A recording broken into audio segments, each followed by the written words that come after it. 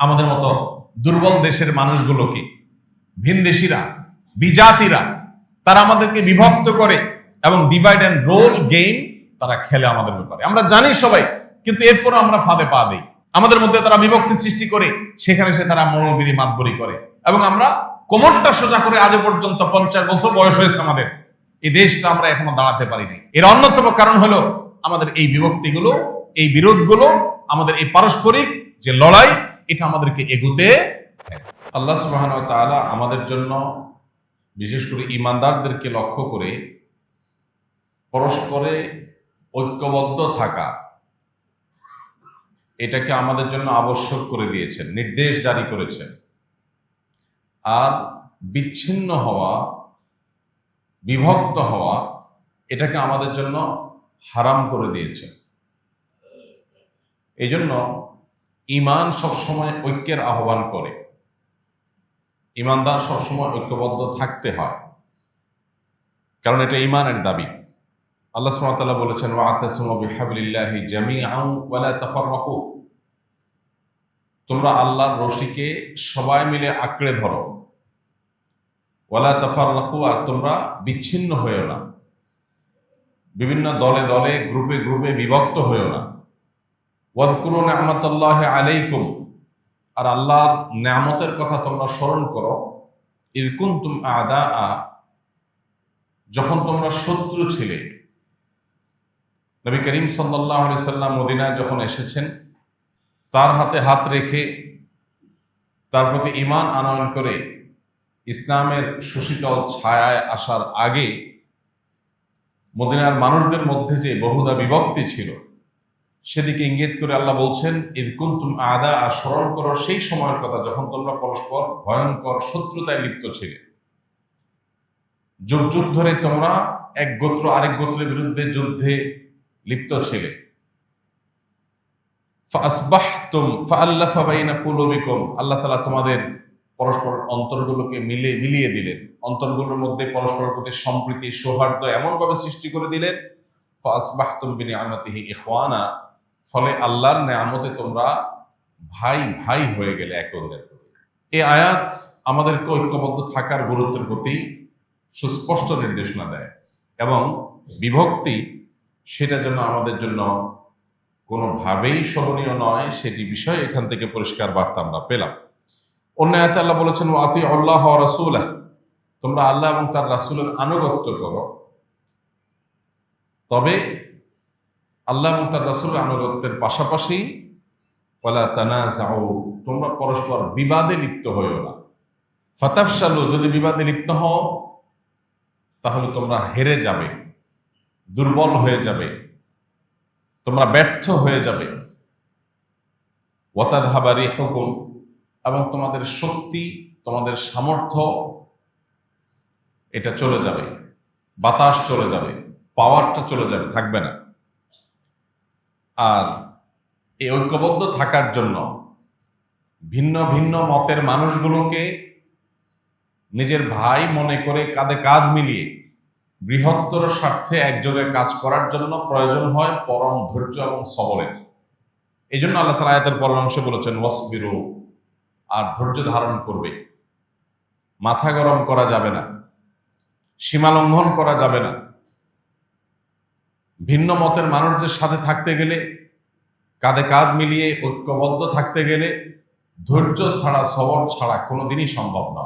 কারণ অনেক কিছু চোখে পড়বে, অনেক কিছু মাথায় আসবে, যেগুলো দেখে হয়তো রিয়্যাক্ট করতে মনে চাইবে, আর সে রিয়্যাক্টটা হয়তো ঐক্যের মধ্যে ফাটল ধরাতে পারে। এই জন্য আল্লাহ বলেছেন, ওয়াসবিরু, তোমরা ধৈর্য ধারণ করবে, ইন্নাল্লাহা মাআস সাবিরিন, কারণ আল্লাহ তাআলা ধৈর্যশীলদের সাথে আছে।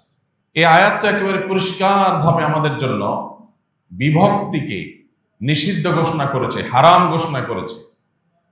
বিশেষ করে ইমানদারদের যে বলয় এবং অঙ্গন আছে, সেই বলয়ের মধ্যে তারা বিভক্ত হতে পারে না, তারা বিচ্ছিন্ন হতে পারে না, সেটা আল্লাহ তাআলা নিষিদ্ধ করেছে। পরিস্থিতির মুখোমুখি এই আয়াতটি যেন আমাদের আজকের বর্তমান প্রেক্ষাপটেই নাজিল হয়েছে, যেন আজকেই আল্লাহ তাআলা আয়াত নাজিল করেছে।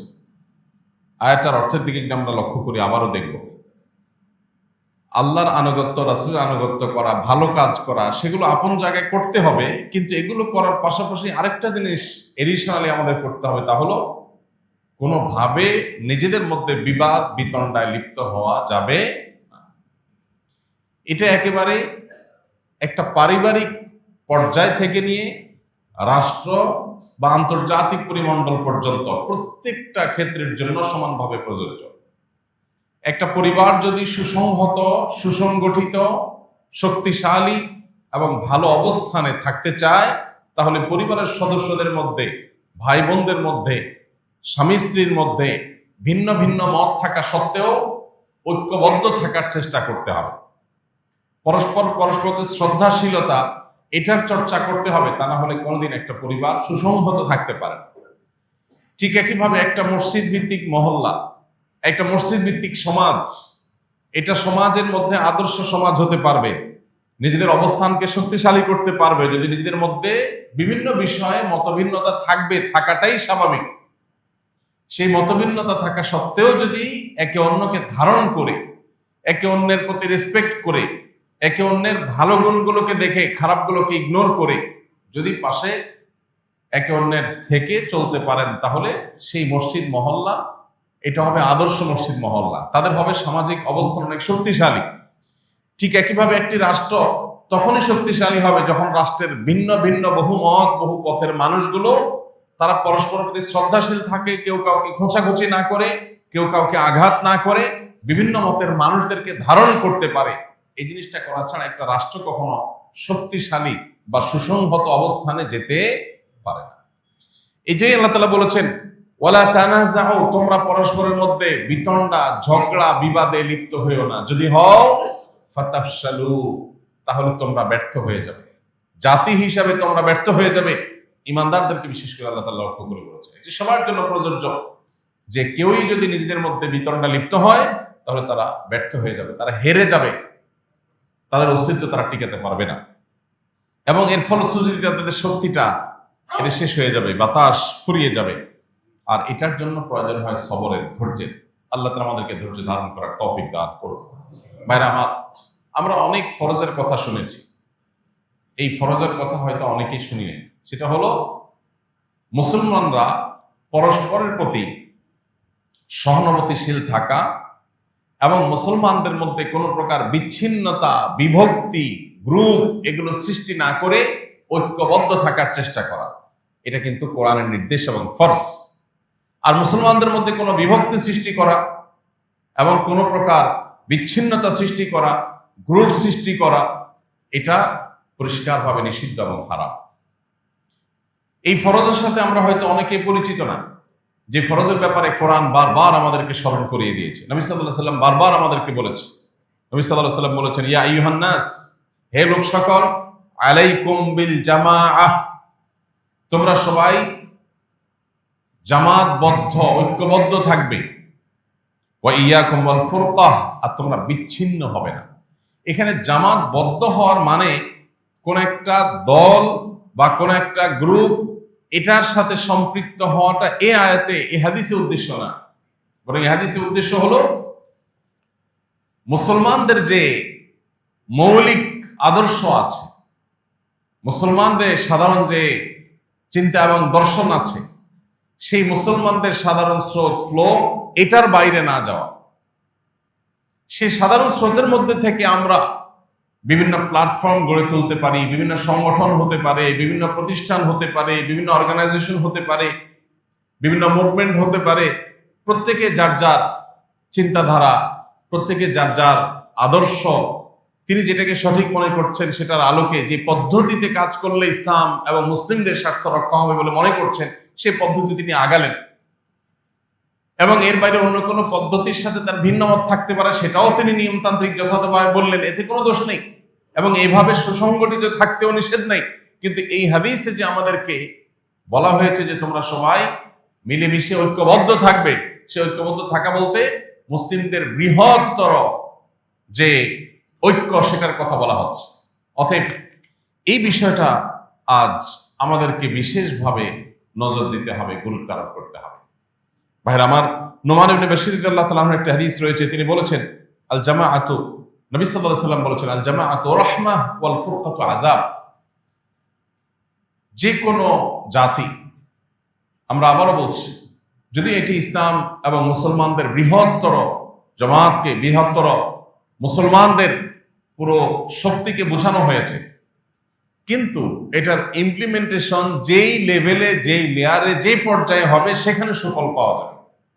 একটা পরিবার যদি এটার উপর আমল করে, যেটা বলছিলাম একটু আগে, তাহলে পরিবার তার সুফল পাবে। ভাইদের মধ্যে বিভিন্ন বিষয় মত পার্থক্য থাকতে পারে, কিন্তু তারা বৃহত্তর স্বার্থে ঐক্যবদ্ধ, কাঁধে কাঁধ মিলিয়ে কাজ করে, এই ফ্যামিলিকে কেউ দুর্বল করতে পারবে না। সমাজে তারা মাথা উঁচু করে দাঁড়াতে পারবে। একটা সমাজ, একটা এলাকা, একটা মহল্লা, সেখানে বিভিন্ন মতের মানুষ আছে, সবাই যার যার মতের চর্চা করে, সবই ঠিক আছে, কিন্তু এরপরও মহল্লার বৃহত্তর স্বার্থে তারা সবাই ঐক্যবদ্ধ হয়ে কাজ করে, এদেরকেও কেউ দমিয়ে রাখতে পারবে না। ঠিক একইভাবে একটা জাতির উন্নতি, অগ্রগতি, সফলতার চূড়ান্ত শর্ত হলো তাদের ঐক্যবদ্ধ থাকা, বিভিন্ন মত এবং পথের মানুষদেরকে ধারণ করতে পারা, প্রত্যেকের যার যার মতের চর্চা করা সত্ত্বেও বৃহত্তর স্বার্থ ঐক্যবদ্ধ থাকা, এবং ঐক্যে ফাটল ধরতে পারে, ঐক্য নষ্ট হতে পারে সেরকম কথা, সেরকম কাজ পরিহার করা। বৃহত্তর জনগোষ্ঠীর বাইরে, বৃহত্তর জনগোষ্ঠীর চিন্তাধারার বাইরের কোনো কিছুকে পুশ করার চেষ্টা করলে ঐক্য বিনষ্ট হবে। এই বিষয়গুলোকে কোরআন এবং হাদিস বারবার করে অ্যাড্রেস করেছে। দেখুন, ইসলাম এমন এক শাশ্বত জীবন বিধান, আপনার জীবনে, সেটা ব্যক্তি জীবন হোক, পারিবারিক, সামাজিক, রাষ্ট্রীয় কিংবা আন্তর্জাতিক জীবন হোক, যেই কোনো পর্যায়ে আপনি কোনো সংকটে নিপতিত হবেন, আপনি কোরআন খুলবেন, সুস্পষ্ট সমাধান পেয়ে যাবেন। আজ আমরা যে সংকটের মুখোমুখি, আজ আমরা যে আশঙ্কায় প্রত্যেকটা মানুষ করছি যে আমাদের ঐক্যে ফাটল হয়ে যাচ্ছে কিনা, আমরা বিচ্ছিন্ন হয়ে যাচ্ছে কিনা, আমরা দুর্বল হয়ে যাচ্ছি কিনা, কোরআন সে কথা 1450 বছর আগে বলে গেছে। কি করলে আমরা দুর্বল হয়ে যাব, কি করলে আমরা শক্তিশালী থাকব, শুধু প্রয়োজন সেটার উপরে আমল করা। আল্লাহ আমাদেরকে আমল করার তৌফিক দান করুন। ভাইরা আমার, নবী করিম সাল্লাল্লাহু আলাইহি সাল্লামের আরেকটি হাদিস সহিহ মুসলিমে বর্ণিত হয়েছে। সে হাদিসে নবী সাল্লাল্লাহু আলাইহি সাল্লাম ইরশাদ করেছেন, ইন্নাল্লাহা ইয়ারদা লাকুম সালাসা ওয়া ইয়াকরাহু লাকুম সালাসা। আল্লাহ রাব্বুল আলামিন তোমাদের তিনটা কাজকে পছন্দ করেন আর তিনটা কাজকে অপছন্দ করেন। কোন তিনটা কাজ আল্লাহ পছন্দ করেন? ফায়ারদা লাকুম, আল্লাহ চান, পছন্দ করেন, আন তা'বুদুহু ওয়া লা তুশরিকু বিহি শাইআ, আল্লাহর ইবাদত করবে, আল্লাহর সঙ্গে কাউকে শরীক করবে না, পার্টনার সাব্যস্ত করবে না, শিরক করবে না। এটা হলো আল্লাহর পছন্দনীয় কাজ। দ্বিতীয়ত হলো ওয়াতাসিমু বিহাবলিল্লাহি জামিআ, আল্লাহর রশিকে সবাই ঐক্যবদ্ধভাবে আঁকড়ে ধরো, কোরআন এবং সুন্নাহকে ঐক্যবদ্ধভাবে আঁকড়ে ধরো, ইসলামকে ঐক্যবদ্ধভাবে ধারণ করো। 3 নম্বর হলো ওয়ালা তাফাররাকু, কোন প্রকার বিচ্ছিন্ন হয়েও না, নিজেরা বিভিন্ন গ্রুপে বিভক্ত হয়ে যেও না। এই তিনটা কাজ আল্লাহ পছন্দ করেন। আর যে তিনটা কাজ আল্লাহ অপছন্দ করেন সেগুলো কি? ওয়ায়াকরাহু লাকুম কিল ওয়া কাল ওয়া কাসরাতাস সুআল ওয়া ইদাআতাল মাল। আর যে তিনটা কাজকে আল্লাহ অপছন্দ করেন তার প্রথম হলো কিল ওয়া কাল, কোন অথেন্টিক সোর্স ছাড়া কে কি বলেছে, কে কি ভেবেছে, মানুষের সম্পর্কে প্রপাগান্ডা, বিভিন্ন রকমের গুজব বা আনঅথেন্টিক সোর্স থেকে পাওয়া তথ্যের ভিত্তিতে মন্তব্য করে বেড়া, এটা আল্লাহ অপছন্দ করেন, এটা আল্লাহ পছন্দ করেন না। আর সোশ্যাল মিডিয়ার চতুর্দিকে দেখবেন এটার সয়লাভ চলছে, কে কি বলছে, কে কি ভাবছে, কার উদ্দেশ্য কি ছিল, অহেতুক এই সমস্ত বিষয়গুলোর পেছনে পড়ে থাকা, এটা আল্লাহ পছন্দ করেন। দ্বিতীয়ত হলো ওয়াকাসরাতাস সুআল, বেশি বেশি প্রশ্ন করা, বেশি বেশি ইতিবাচক পজিটিভ যথাযথ প্রশ্ন করলে সেটা নিন্দনীয় নয়। এখানে বেশি বেশি প্রশ্ন বলতে অহেতুক, অবান্তর, অপ্রাসঙ্গিক, অজাগায় এবং নিয়ম বহির্ভূত প্রশ্ন করা, অসৎ উদ্দেশ্যে প্রশ্ন করা, এটাকে আল্লাহ পছন্দ করেন। আর তৃতীয়ত হলো ইদাআতাল মাল, সম্পদ নষ্ট করা, সম্পদ অপচয় করা, সম্পদ নষ্ট করা, সম্পদ হানি করা, ভাঙচুর করা, অহেতুক সম্পদের ক্ষতি করা, এটা আল্লাহ তাআলা অপছন্দ করেন। তাহলে হাদিস থেকে আমরা বুঝলাম আল্লাহর পছন্দনীয় কাজের তালিকায় দুটি বিষয় বিশেষভাবে রয়েছে। এক হলো ঐক্যবদ্ধ থাকা, আর দ্বিতীয়ত হলো বিচ্ছিন্ন না হওয়া। যারা বিচ্ছিন্ন হয় না, এই মানুষগুলোকে আল্লাহ তাআলা পছন্দ করেন। ভাইরা আমার, বিভিন্ন মত, বিশেষ করে ভিন্ন মতের মানুষের সাথে চলতে পারা, এটা বিরাট বড় একটা যোগ্যতার ব্যাপার। এটা সবাই পারে না। আপনার সাথে আমার বিভিন্ন বিষয়ে মত পার্থক্য আছে, এরপরও আপনার সাথে আমি ঐক্যবদ্ধভাবে কোনো কাজ করতে পারছি, এটা হলো বিশাল বড় যোগ্যতার ব্যাপার। এই যোগ্যতা অর্জন করা ছাড়া পৃথিবীতে কেউই পরিপূর্ণভাবে সাকসেস হতে পারে না। আপনি একটা ব্যবসা পরিচালনা করবেন, আপনার ব্যবসায়িক পার্টনারের সাথে আপনার বিভিন্ন বিষয়ে মতভিন্নতা থাকতে পারে। আল্লাহ তাআলা বিভিন্ন রুচি দিয়ে মানুষকে সৃষ্টি করেছে, কিন্তু এরপরও আপনার ব্যবসার স্বার্থে তার সাথে ঐক্যবদ্ধ থাকতে পারাটা, এটা একটা যোগ্যতার ব্যাপার। এই যোগ্যতা যদি উভয় পার্টনার বা সব পার্টনারদের মধ্যে না থাকে, তাহলে তারা সাকসেস হয় না। ঠিক একইভাবে একটা রাষ্ট্র, একটা সমাজ, এটা গঠন করতে গিয়ে সমাজের সমস্ত সদস্যরা, মানুষগুলো, তারা যদি ঐক্যবদ্ধ না থাকে, তাদের নেতৃবৃন্দ যদি তাদেরকে ঐক্যবদ্ধ রাখতে না পারেন, বিশেষ করে জাতীয় স্বার্থে, তাহলে সেই জাতি সারা জীবন বিদেশিদের, ভিন দেশিদের, ভিন ধর্মের, ভিন জাতির গোলামি করা ছাড়া তাদের কপালে আর কিছু জুড়তে পারে না। আল্লাহ রাব্বুল আলামিন আমাদেরকে ঐক্যবদ্ধ থাকার গুরুত্বকে বোঝার তৌফিক দান করুন। ভাইরা আমার, নবী করিম সাল্লাল্লাহু আলাইহি সাল্লাম আরেকটা হাদিসে প্রসঙ্গ উল্লেখযোগ্য, তিনি বলেছেন, লা তাবাগাদু ওয়ালা তাহাসাদু ওয়ালা তাদাবারু ওয়া কুনু ইবাদাল্লাহি ইখওয়ানা। তোমরা একে অন্যের সাথে শত্রুতা বিদ্বেষে লিপ্ত হইও না, এবং তোমরা একে অন্যের প্রতি হিংসা পরায়ণ হইও না, একে অন্যের পেছনে লেগো না। তোমরা পরস্পরের ভাই হয়ে থাকো, আল্লাহর বান্দা হয়ে থাকো। ইমানদারদেরকে লক্ষ্য করে আল্লাহ বলেছে। অতএব এই হাদিসগুলো আজ আমাদের জন্য খুবই গুরুত্বপূর্ণ। বিশেষ করে আজকের সমাজ বাস্তবতা এই হাদিস বড় অসহায় একটা অবস্থানের মতো। অর্থাৎ এই হাদিসকে কেউ খুব একটা গুরুত্বের সাথে আমলে নেয় না। হিংসা আজ আমাদের সবচেয়ে পছন্দের আইটেম। পরস্পরের সাথে লেগে থাকা, একজন আরেকজনের সাথে শত্রুতা করা, অসুস্থ প্রতিযোগিতা এবং কম্পিটিশনে লিপ্ত হওয়া, এটা আমাদের নিত্য নৈমিত্তিক একটা বিষয়ে পরিণত হয়েছে। সেটা ধর্মীয় প্রতিষ্ঠান, মসজিদে, মাদ্রাসাতে যেমন হয়, সেটা আমাদের পরিবার এবং সমাজের ক্ষুদ্র ক্ষুদ্র পরিসরে যেমন হয়, আমাদের রাষ্ট্রীয় পর্যায়ে, আন্তর্জাতিক পর্যায়ে সেগুলো আরো বেশি হয়, এবং সেটাই আমাদের দুরবস্থার অন্যতম কারণ। নবী করিম সাল্লাল্লাহু আলাইহি ওয়াসাল্লাম বলেছেন, আল কুফরু মিল্লাতুন ওয়াহিদা। সমস্ত কুফরি শক্তি, মুসলিম বিরোধী শক্তি, তারা ঐক্যবদ্ধ। আপনি লক্ষ্য করবেন যে মুসলিমদের স্বার্থ বিরোধী বিষয়ে কাজ করার ক্ষেত্রে তারা পরস্পরের সহযোগী। এত নির্লজ্জ এবং এত নিকৃষ্ট অবস্থান তারা নিচ্ছে। মানবতা বিরোধী অপরাধ হচ্ছে, মানুষ খুন হচ্ছে, শত শত শিশু নিহত হচ্ছে, দুর্ভিক্ষে মানুষ মারা যাচ্ছে, সেখানে ত্রাণের গাড়ি ঢুকতে দেওয়া হচ্ছে না, নীরবে সব সমর্থন করে যাচ্ছে। অতিথি ডেকে এনে তাদেরকে লাঞ্ছিত করছে, অপমানিত করছে, মিডিয়ার সামনে শত শত অপসরা, গোটা বিশ্বের মানুষের সামনে তাদেরকে নাজেহাল করে ছাড়ছে। কিন্তু একটা লোক বলছে না যে লোকটা বেয়াদব বা অসভ্য, কেউ বলছে না। প্রত্যেকটা লোক মুখে কুলুপ দিয়ে বসে আছে। কেন? তাদের বৃহত্তর স্বার্থ নষ্ট হবে।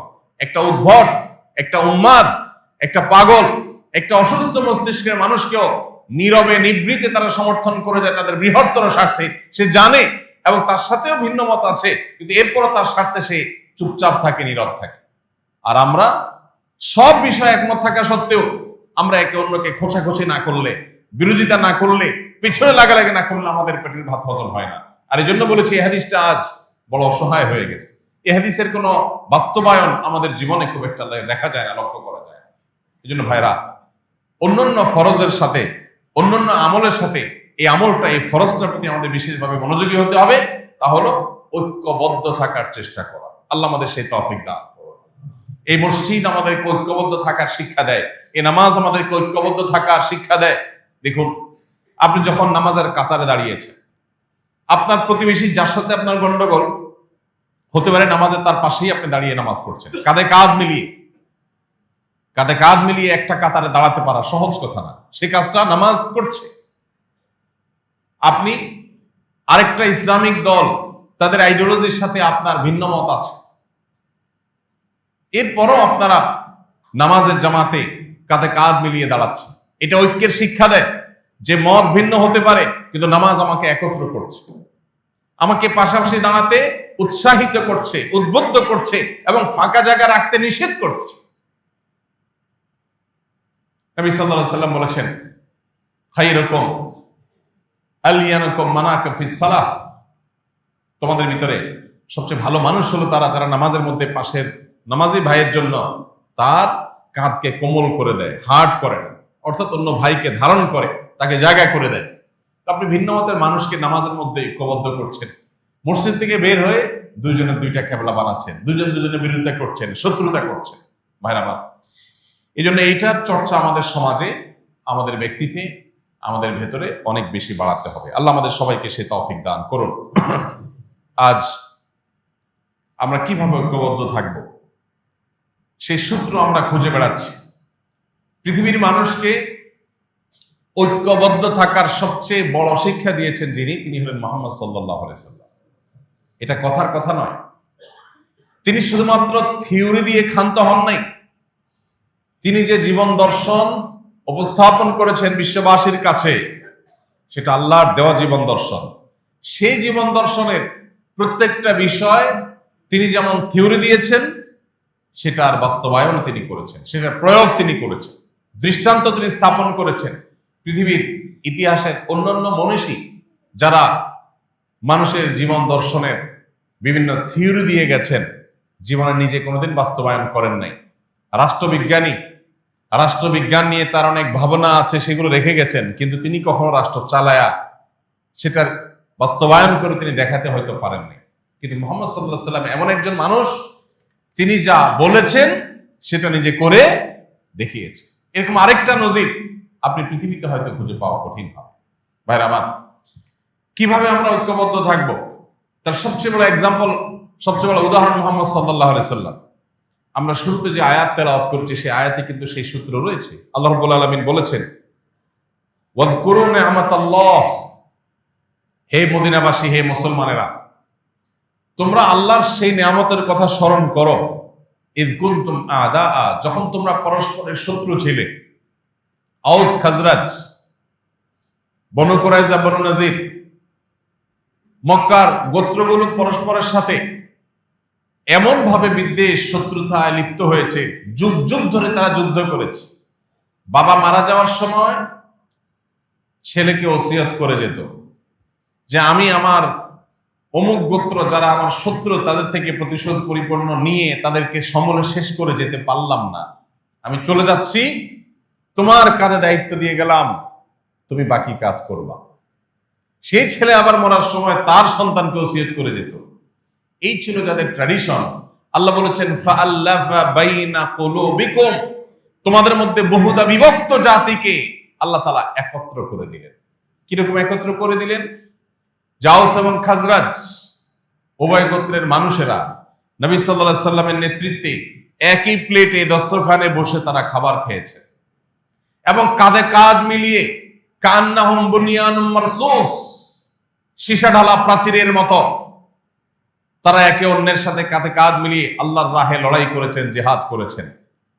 যেখানে পরস্পরে তারা যুদ্ধে লিপ্ত ছিলেন, সেখানে তাদের সব শক্তিগুলো এক হয়ে গেল। মিরাকল কি ছিল? মুহাম্মদ সাল্লাল্লাহু আলাইহি সাল্লামের যোগ্য নেতৃত্ব। তিনি যখন মদিনায় এসেছেন, মদিনায় ইহুদিদের বসবাস ছিল, মদিনার স্থানীয় অরিজিনাল যারা তাদের বসবাস ছিল, আশেপাশে বেদুইনদের বসবাস ছিল। এখন আবার নবী সাল্লাল্লাহু আলাইহি সাল্লামের নেতৃত্বে মক্কা থেকে শত শত হাজারো মানুষ শরণার্থী হয়ে এসেছে, আশ্রয় প্রার্থী হয়ে এসেছে, মদিনায় অতিথি হয়ে এসেছে, তাদের বসবাস শুরু হয়েছে। চারটি শ্রেণীর মানুষের বসবাস মদিনায় ছিল। একদিকে ইহুদি, অপরদিকে মদিনার যে মানুষগুলো তারা আদি এবং প্রাচীন মুশরিকরা, আবার অপরদিকে বেদুইনরা, মদিনার আশেপাশে ছোট ছোট গোত্রে যারা বিভক্ত ছিল। এবং চতুর্থ শ্রেণীর মানুষ ছিলেন মক্কা থেকে নবী সাল্লাল্লাহু আলাইহি ওয়াসাল্লামের নেতৃত্বে আসা মুহাজির সাহাবীরা। চারটা ভিন্ন ভিন্ন গ্রুপের ভিন্ন ভিন্ন জাতি একটা রাষ্ট্রে বসবাস করতে গিয়ে কত রকমের ভেজাল হওয়ার কথা, গন্ডগোল হওয়ার কথা। নবী সাল্লাল্লাহু আলাইহি ওয়াসাল্লাম অত্যন্ত বলিষ্ঠ হাতে সেটাকে দমন করে ঐক্যের এমন এক প্রাচীর তৈরি করেছেন, মানব ইতিহাসে হয়তো আর কারোর দ্বারা সেরকম ঐক্যের প্রাচীর তৈরি করা সম্ভব হবে না। তিনি ঐতিহাসিক যে মদিনা সনদ, এটা যে তিনি রচনা করেছেন, কেন করেছেন? মদিনাবাসীকে ঐক্যবদ্ধ রাখবার জন্য, সবাইকে ঐক্যবদ্ধ রাখার জন্য সর্বোচ্চ ছাড় তিনি দিয়েছেন। মক্কা থেকে যারা এসছেন তারা যেন মদিনা রাষ্ট্রের অর্থনীতির উপরে কোনো প্রভাব না ফেলে। এতগুলো মানুষ বাহির থেকে আসছে, যাদের ঘর নাই, বাড়ি নাই, ব্যবসা নাই, বিজনেস নাই, কাজ নাই, তাহলে তারা আসার কারণে মদিনাবাসীর কোনো অসুবিধা যেন না হয়, তাদেরকে নবী সাল্লাল্লাহু আলাইহি ওয়াসাল্লাম নিজস্ব ব্যবসা বাণিজ্য এবং নিজস্ব উদ্যোগ এগুলো গড়ে তোলার জন্য উৎসাহ দিয়েছেন। সবাই বাজারে বাজারে গিয়েছে, নিজস্ব উদ্যোগ তারা তৈরি করেছে, নতুন নতুন ব্যবসা স্থাপন করেছে, বরং মদিনা রাষ্ট্রের অর্থনৈতিক চাকাকে আরো সচল করতে ভূমিকা রেখেছে। এই ছিল নবী সাল্লাল্লাহু আলাইহি ওয়াসাল্লামের বলিষ্ঠ নেতৃত্ব।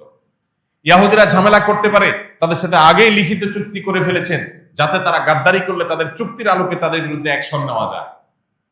বেদুইনদেরকে তিনি ঐক্যবদ্ধ করেছেন, তাদেরকেও ধারণ করেছেন। আমরা দেখি কোরআন আমাদেরকে ঐক্যবদ্ধ হওয়ার সূত্র শিখিয়েছে। আল্লাহ বলেছেন, কুল ইয়া আহলাল কিতাব তাআলাউ ইলা কালিমাতিন সাওয়াইন বাইনানা ওয়া বাইনাকুম, হে আহলে কিতাব, আসো, যে ব্যাপারে তোমাদের সাথে আমাদের কোনো ভিন্ন মত নাই, সেই ব্যাপারে আমরা অন্তত এক কাতারে দাঁড়াই, ঐক্যবদ্ধ হই। সেটা কি?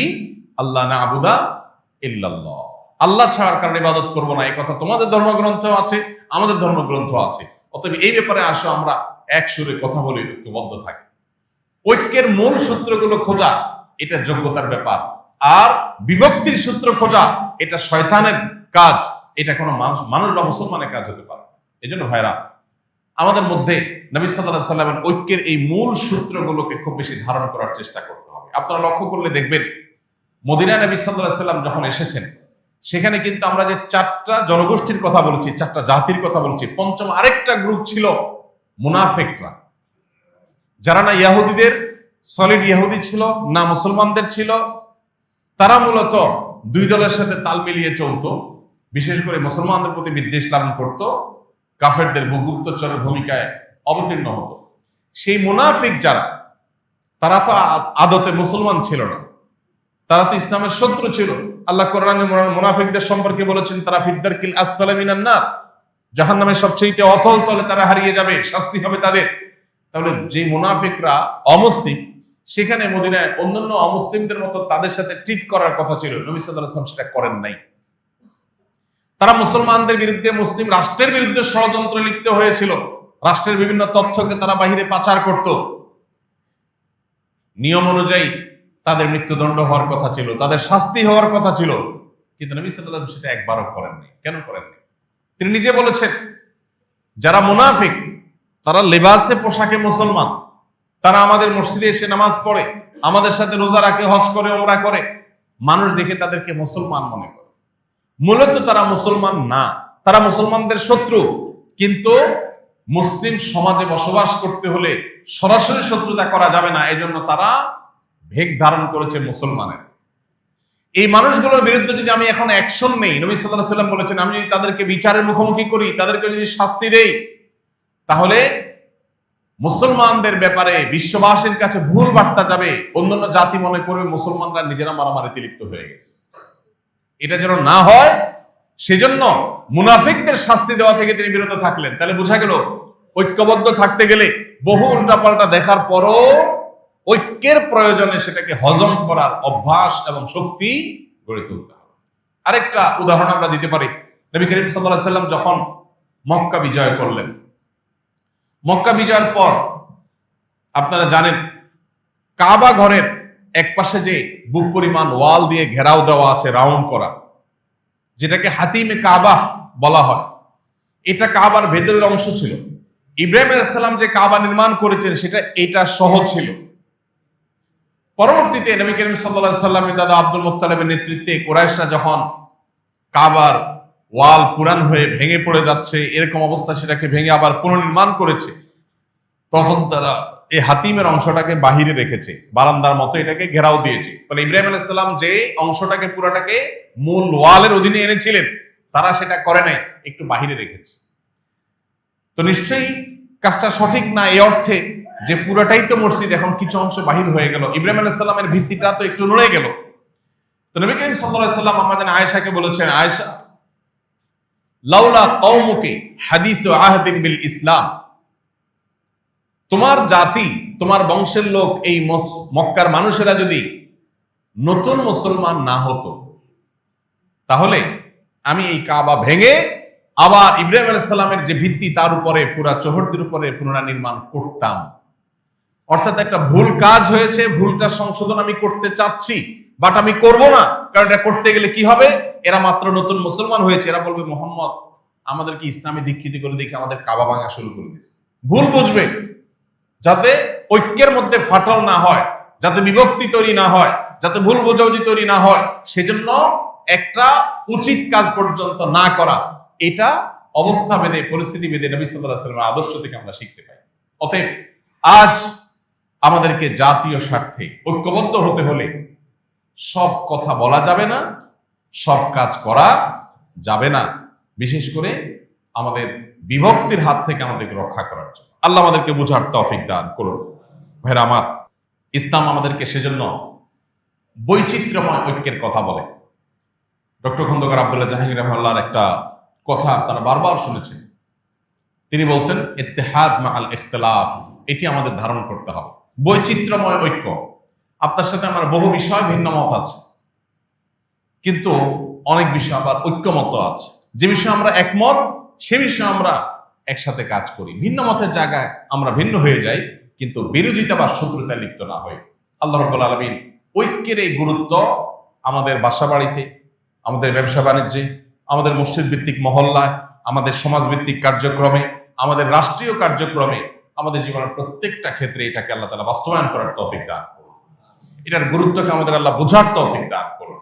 ভাইরা আমার, সময় এসেছে এই সম্পর্কে আমাদের সচেতন হওয়া, সতর্ক থাকা, সজাগ থাকা, যাতে আমরা কখনো কোনো পরিস্থিতিতে বিভক্ত না হয়। আমরা ভিন্ন মত পোষণ 100 বার করব, কিন্তু বিভক্ত হব না এবং একে অন্যের সাথে শত্রুতায় লিপ্ত হব না। শয়তান সে আমাদেরকে পরস্পরের মুখোমুখি করে দেয়, আমাদের পরস্পরকে শত্রু হিসেবে দেখায়। মূল শত্রু আমাদের দৃষ্টির আড়ালে থেকে যায়, শক্তিগুলো ক্ষয় হয় নিজেদের বিরুদ্ধে। আমরা আমাদের কমন শত্রু আছে, যে আপনারও শত্রু আমারও শত্রু, আপনার সাথে আমার ভিন্ন মত আছে, কিন্তু আপনারও শত্রু আমারও কমন যে শত্রু আছে, তার বিরুদ্ধে আমাদের ঐক্যবদ্ধ লড়াই চালানো দরকার, সেটা আমরা চালাচ্ছি না। বিশেষ করে আমাদের মতো দুর্বল দেশের মানুষগুলোকে ভিনদেশীরা, বিজাতিরা, তারা আমাদেরকে বিভক্ত করে এবং ডিভাইড অ্যান্ড রোল গেম তারা খেলে আমাদের ব্যাপারে। আমরা জানি সবাই, কিন্তু এরপরও আমরা ফাঁদে পা দেই। আমাদের মধ্যে তারা বিভক্তি সৃষ্টি করে, সেখানে সে তারা মনোবিধি মাতবরি করে, এবং আমরা কোমরটা সোজা করে আজ পর্যন্ত দাঁড়াতে পারিনি। এর অন্যতম কারণ হলো আমাদের এই বিভক্তিগুলো, এই বিরোধগুলো, আমাদের এই পারস্পরিক যে লড়াই, এটা আমাদেরকে এগুতে দেয়। আল্লাহ রাব্বুল আলামিন আমাদেরকে সহনশীল হওয়ার, ধৈর্যশীল হওয়ার এবং ভিন্ন মতের মানুষকে ধারণ করার মতো শক্তি দান করুন। এবং জাতীয় স্বার্থে, বিশেষ করে একজন মুসলমান হিসাবে দ্বীনের স্বার্থে সকল ইমানদারদের সাথে ঐক্যবদ্ধ থাকা, ভিন্ন ভিন্ন মত থাকা সত্ত্বেও প্রত্যেককে ধারণ করে চলার তৌফিক আল্লাহ